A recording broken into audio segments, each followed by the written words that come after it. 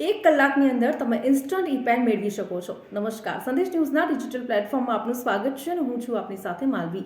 એક કલાકની અંદર ઇન્સ્ટન્ટ ઈ પેન જનરેટ થઈ શકે છે, પરંતુ આ ઈ પેન એટલે શું એ હું આપને જણાવી દઉં.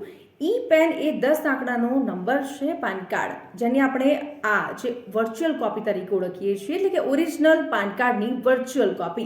જે પ્રમાણે આપણે દરેક જગ્યાએ પોસિબલ નથી હોતું કે ઓરિજિનલ કોપી લઈને જઈએ, ફિઝિકલ પાન કાર્ડ લઈને જઈએ, અને એના જ માટે આ ઈ પેન કાર્ડનો ઉપયોગ કરવામાં આવે છે. ખાસ કરીને આ 10 આંકડાનો નંબર અત્યારે આપણા માટે ખૂબ જ મહત્વપૂર્ણ છે, કારણ કે આ ડોક્યુમેન્ટ તમે આઈટી રિટર્ન ભરવાથી લઈને બેંક ખાતું ખોલાવવા સુધી આ પાન કાર્ડનો ઉપયોગ કરવામાં આવે છે. આ 10 આંકડાનો ડિજિટ એ ખૂબ જ મહત્વપૂર્ણ ડોક્યુમેન્ટ બની ગયું છે, અને એટલા જ માટે ઈ પેન જનરેટ કરવું ખૂબ જ જરૂરી છે, કારણ કે દરેક જગ્યાએ આપણે ઓરિજિનલ પાન કાર્ડ લઈ જવું પોસિબલ નથી હોતું. તો તમે ઈ પેન કાર્ડની મદદથી, જો કે બધી જગ્યાએ ઈ પેન કાર્ડ ચાલે છે, તો એને ડાઉનલોડ કરીને પણ તમે આનો ઉપયોગ કરી શકો છો. ઇન્સ્ટન્ટ ઈ પેન જનરેટ થઈ શકે છે, એના માટે તમારે અમુક સ્ટેપ્સ ફોલો કરવા પડશે. તો ચાલો ફટાફટ આપણે જણાવી દઉં કઈ રીતે તમે ઇન્સ્ટન્ટ ઈ પેન મેળવી શકો છો. સૌથી પહેલાં તમારે કરવાનું છે આયકર વિભાગના ઈ ફાઇલિંગ પોર્ટલ પર જવાનું છે. તો સૌથી પહેલાં ઈ ફાઇલિંગ પોર્ટલ પર જાઓ. ત્યારબાદ જે હોમ પેજ પર ક્વિક લિંક્સના સેક્શનમાં ઇન્સ્ટન્ટ ઈ પેન ઓપ્શન પર ક્લિક કરો.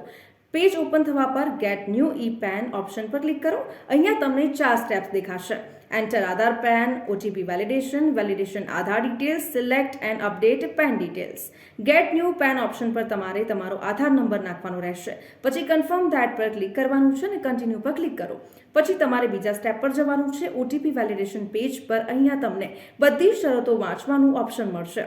ટિક કરીને કન્ટિન્યુ પર ક્લિક કરો. આધાર કાર્ડમાં રજિસ્ટર મોબાઈલ નંબર પર મળેલો ઓટીપી આપો. યુઆઈડીએઆઈ સાથે આધાર ડિટેલ્સને વેલિડેટ કરવા માટે ચેકબોક્સ પર ક્લિક કરો. પછી તમે ત્રીજા સ્ટેપ પર આવી જશો.